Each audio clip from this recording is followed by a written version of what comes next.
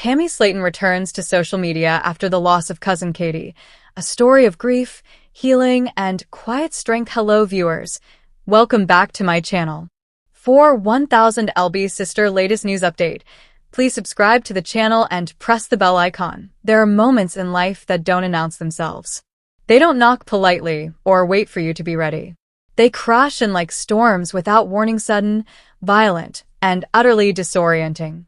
For Tammy Slaton, star of the TLC reality series 1000 Pound Sisters, one such moment came with the passing of her cousin, Katie. At just 37 years old, Katie's death sent ripples through Tammy's world, a world already shaped by public scrutiny, personal battles, and a slow, steady climb toward self-betterment. And when Tammy finally returned to social media after weeks of silence, it wasn't with fanfare or announcement. It was quiet. It was raw. It was real. Tammy didn't post a glossy tribute photo with a filtered sky and inspirational quote. She didn't live stream or do a Q&A. She didn't even write a long caption explaining where she'd been or why she'd disappeared. She simply reappeared like a shadow returning to the light, and in that return, she offered something far more powerful than words: presence. Her first post back was a single photo. No filter. No caption. Just her face, tired, puffy-eyed, real, and in the background, a framed picture of Katie. The image spoke louder than any elegy ever could. In that single frame, viewers saw not the reality TV personality known for her sharp wit and emotional outbursts, but a grieving woman, a cousin, a friend, someone who had lost a piece of her world and was still learning how to breathe without it. Social media erupted not with the usual commentary about her weight, her choices, or her latest update on the show, but with an outpouring of love. Thousands of comments flooded in. "We're so sorry, Tammy. Take all the time you need. Katie is at peace now. You're not alone." For once, the noise wasn't about spectacle. It was about solidarity. And for Tammy, who has spent years under the microscope of public opinion, that shift must have felt like a kind of mercy. But behind the quiet return was a storm of grief, one that doesn't follow timelines, doesn't respect schedules, and certainly doesn't bow to the demands of television production or social media algorithms. Katie's death, at 37, was a gut punch. Though not a main cast member on 1000 Pound Sisters, Katie was a familiar face to fans, appearing in family gatherings, holiday episodes, and candid moments that showed the deep, complicated bonds within the Slaton family. She was Tammy's confidant, occasional partner in crime, and, according to Tammy in past interviews, one of the few people who got her without needing to fix her. "She didn't care if I was 600 pounds or 300 pounds, Tammy once said off-camera during a filming break, a moment captured accidentally in a behind-the-scenes clip that later went viral. "She cared if I laughed, if I cried, if I was okay. That's it." Those words echo now with haunting clarity. Losing someone at 37 is its own special kind of tragedy. It's not supposed to happen. There's no preparation, no slow decline to brace yourself against. One day they're texting you memes, showing up unannounced with your favorite snack, laughing too loud at stupid jokes, and the next, they're gone. The permanence of it is what steals your breath. You reach for your phone to call them, and then you remember. And that remembering? It happens 100 times a day. For weeks. For months.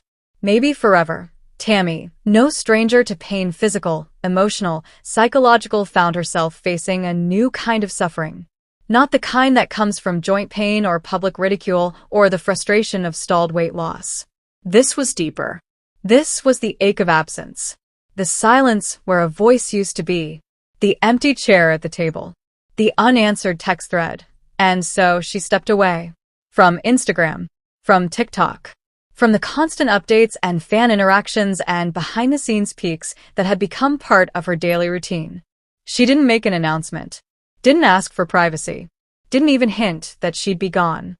She just disappeared. And in that disappearance, something remarkable happened. Her audience let her, and no one demanded she come back. No one speculated cruelly about why she vanished. No one turned her grief into gossip. For a community often criticized for its lack of empathy, especially toward reality stars, this collective restraint was nothing short of revolutionary. Maybe it's because Tammy, over the years, has shown us her humanity, not just her struggles with weight, but her fears, her dreams, her failures, her small victories. We've watched her cry over spilled milk and celebrate a single pound loss like it was a marathon finish. We've seen her argue with her sister Amy, make up with her, then argue again, not out of malice, but out of the messy, complicated love that only siblings understand. We've watched her navigate addiction, heartbreak, betrayal, and hope, sometimes all in the same episode. And because of that, when she disappeared, we didn't see a TV star going dark. We saw a woman who needed space to grieve. And we gave it to her. When she returned, it wasn't with a bang. It was with a whisper. And that whisper carried the weight of everything she hadn't said. In the days that followed her return, Tammy began posting again, slowly, sporadically. A photo of her morning coffee. A selfie with her dog. A blurry shot of the sunrise from her window. No captions. No hashtags. No calls to action. Just life. Continuing. One breath at a time. Fans responded in kind, not with questions or demands, but with gentle affirmations. Hearts. Hugs. We're here. Thinking of you.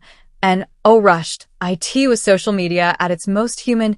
Tammy's journey, both on and off camera, has always been about resilience.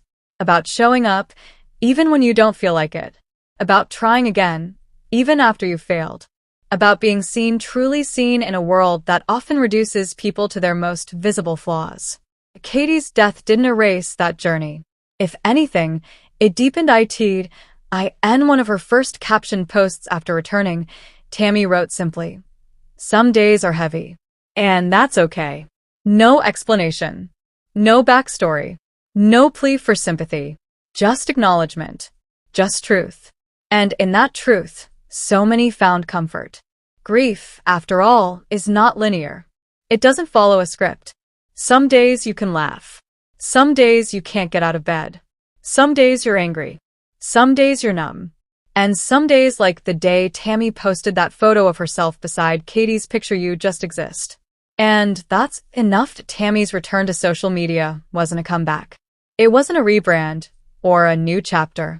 It was a quiet act of courage. The courage to show up as you are, broken, healing, uncertain, real. And in doing so, she gave permission to others to do the same. Because grief is lonely. But it doesn't have to be silent. By returning, not with polish, not with performance, but with presence, Tammy reminded us all that healing doesn't happen in isolation. It happens in community, in connection, in the simple, sacred act of being seen. Her fans, once spectators, now supporters, became witnesses to her grief. Not to exploit it, but to honor it, to hold space for it, to say, without words, you don't have to do this alone. And perhaps that's the most powerful thing Tammy has done yet, not losing weight, not confronting her sister, not moving into her own home, but modeling what it looks like to grieve openly, imperfectly, honestly, in a culture that often tells us to move on, stay strong, or keep smiling. Tammy's quiet return was a rebellion, a refusal to perform wellness, a rejection of the idea that grief must be hidden or hurried. She didn't come back to entertain. She came back to exist. To breathe, to remember, to heal on her own terms, in her own time.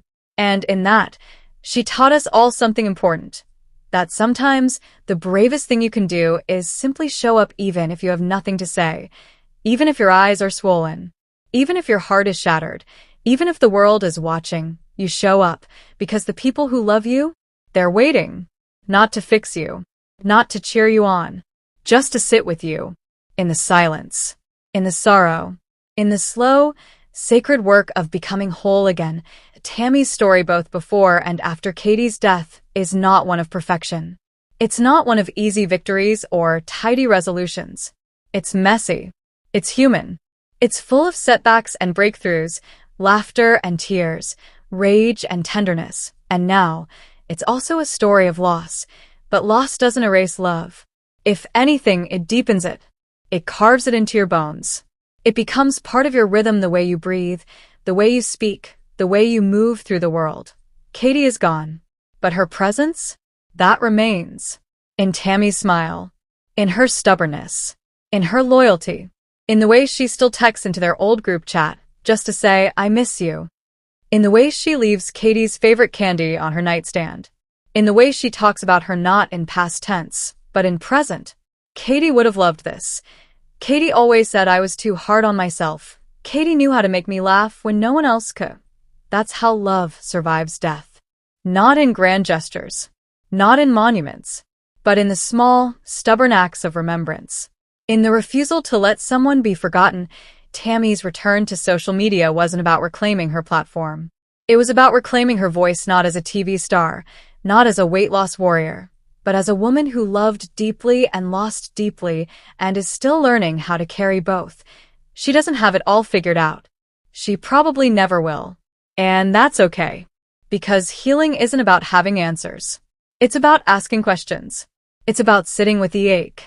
It's about letting yourself be soft when the world expects you to be strong. Tammy's journey, now forever intertwined with Katie's memory, is a testament to the power of showing up, even when you're broken, even when you're afraid, even when you don't know what comes next. She didn't need to say much when she returned. Her presence said it all. I'm still here, I'm still hurting, I'm still trying, and that's enough.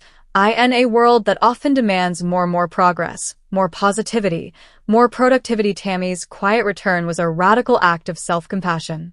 A declaration that grief is not a detour. It's part of the path. And she's walking it one step, one post, one breath at a time. We don't know what the next chapter holds for Tammy. More weight loss? A new relationship? A career shift? Maybe. Maybe not. What we do know is this. She's still here. Still fighting. Still loving. Still remembering. And in a world that often forgets the humanity behind the headlines, that's everything. Rest in peace, Katie. Your light lives on in Tammy's laughter, in her tears, in her quiet strength, and in the love of everyone who knew you. And Tammy, thank you for showing us that grief doesn't have to be hidden, that healing doesn't have to be pretty, that showing up even when you're shattered is the bravest thing of all. We're here. We see you. And we're not going anywhere. Welcome BAC. Tammy Slaton issues direct response to silly rumors about her health, a candid, unfiltered reflection on truth, resilience, and self-worth. There's a certain kind of noise that follows you when you're living your life in front of cameras, not the kind that rattles windows or drowns out conversation, but the kind that creeps into your mind late at night, the kind that whispers doubts even when you're standing tall. For Tammy Slaton, one half of the beloved, brutally honest, and undeniably magnetic duo behind TLC's *1000 LB Sisters, that noise has taken the shape of rumors. Rumors about her health. Rumors about her progress. Rumors that, if left unchecked, could eclipse the truth of her journey. Messy, triumphant, ongoing, and entirely her OW and in a world where reality TV stars are often reduced to plot points or punchlines. Tammy has never let herself be flattened. She's cried on camera, sure, but she's also laughed until she snorted, danced in oversized t-shirts, sung off-key with zero shame, and told her sister Amy to shut up with such comedic timing it became a meme. But beneath the viral moments and the family drama lies a woman who has stared death in the face, fought for her life, and is still every single day choosing to show up. And now, she's choosing to speak up. I'm tired of the silly rumors, Tammy says plainly, sitting cross-legged on her couch, no makeup, hair pulled back, wearing the kind of comfy sweatpants that say I'm home and I'm real. People think they know what's going on with me because they see a clip or read a headline. But they don't live in my body. They don't wake up with me. They don't go to sleep with me. They don't feel what I feel. She's not angry, not defensive, not performative, just done. Done with speculation. Done with assumptions. Done with strangers diagnosing her from their phones that I had surgery. I'm healing. Some days are good. Some days are hard. That's it. That's the whole story. But of course, it's never just that simple, not when you're Tammy Slaton. Before we get into the rumors, it's important to understand the context. Tammy Slaton didn't just become famous, she became a symbol. To some, she's an inspiration, A woman who, after years of struggling with obesity, depression, and self-worth, finally said enough and underwent gastric bypass surgery. To others, she's a cautionary tale or worse, a source of cruel jokes and body-shaming memes. And to a vocal few, she's a mystery. Why isn't she losing faster? Why does she still look big? Is she even trying? It's that last group, the armchair experts, the keyboard diagnosticians that Tammy is addressing now. People see me and think she had surgery, so why isn't she tiny yet? Tammy says, rolling her eyes but smiling faintly. Girl, it doesn't work like that. This ain't a movie montage. There's no magical training montage with rocky music where I suddenly look like a fitness model in 3 minutes. This is real life. And real life is slow. And hard. And sometimes ugly, she's right. Bariatric surgery. Publicly. Messily. Courageously. So what exactly are these silly rumors Tammy's referring to? Let's break it down. Tammy's health is failing again. False. I went to the doctor last week. Tammy says matter-of-factly. Blood work? Good. Blood pressure? Better than it's been in years. Heart? Strong. Lungs? Clear. I'm not saying I'm perfect, I'm still working on things. Like everyone but failing? Nah. I'm thriving. Slowly. But I'm thriving. She pulls up her phone and flips through recent photos, not the posed ones, not the glam shots, but the real ones. Tammy walking her dog, Tammy laughing with her nephew, Tammy eating a salad with grilled chicken, Tammy standing in front of her full-length mirror, flexing with a grin. This is me, she says. Not the before picture. Not the after picture. This is the during picture. And I'm proud of it. Rumor she's gained all the weight back. Also false. Tammy doesn't share her exact numbers, and for good reason. The scale doesn't define me, she says firmly. I used to obsess over it. Every single day. And it nearly killed me, not the weight, but the obsession. The shame. The feeling that if the number wasn't going down, I was failing. Now she tracks progress differently. My rings fit looser, she says, wiggling her fingers. My knees don't scream when I walk up the stairs. I can tie my shoes without sitting down. I slept through the night without snoring, my husband told me. Those are my victories. Not a number on a scale. Rumor she's not following doctor's orders. That one hurts, Tammy admits, her voice softening. Because I'm trying so hard. I take my vitamins. I drink my protein. I go to therapy. Walk every day, even if it's just around the house. I don't eat sugar. I don't drink soda. Measure my portions. I journal. I cry when mess up and then I get back up. She pauses, looking directly into the camera, or, in this case, the imagined lens of this article. I'm not perfect. I ate a whole bag of pickles last Tuesday because I was stressed. I cried and ate 3 pieces of toast the day after. But I didn't quit. I didn't give up. I didn't go back to my old ways. I just kept going. And that's what matters. The real battle isn't physical, it's mental.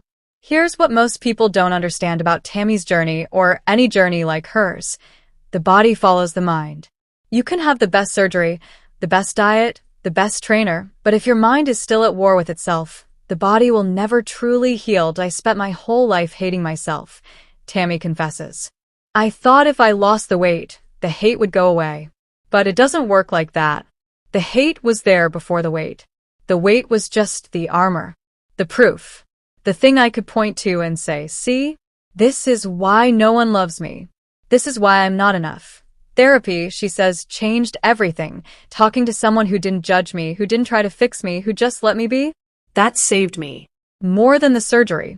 More than the diet. More than anything. She's still in therapy. Weekly. Sometimes twice a week. And I'll keep going, she says. Because healing isn't a destination. It's a practice. Like brushing your teeth. You don't stop, because your teeth are clean today. You keep going. Every day, and of course, no conversation about Tammy is complete without mentioning Amy. The sisters' relationship equal parts hilarious, heartbreaking, and healing is the backbone of 1,000-pound sisters. And yes, they fight. A lot. But Tammy is quick to defend her sister and herself against the idea that their drama is fake or for the cameras. We're real people, Tammy says. We've been through hell together. We've hurt each other. We've saved each other. We've screamed at each other at 3 a.m. and hugged it out by sunrise. That's family. That's love. It ain't always pretty, but it's real, and Amy, she says, has been her biggest supporter through this health journey. She checks on me every day, Tammy says, eyes glistening.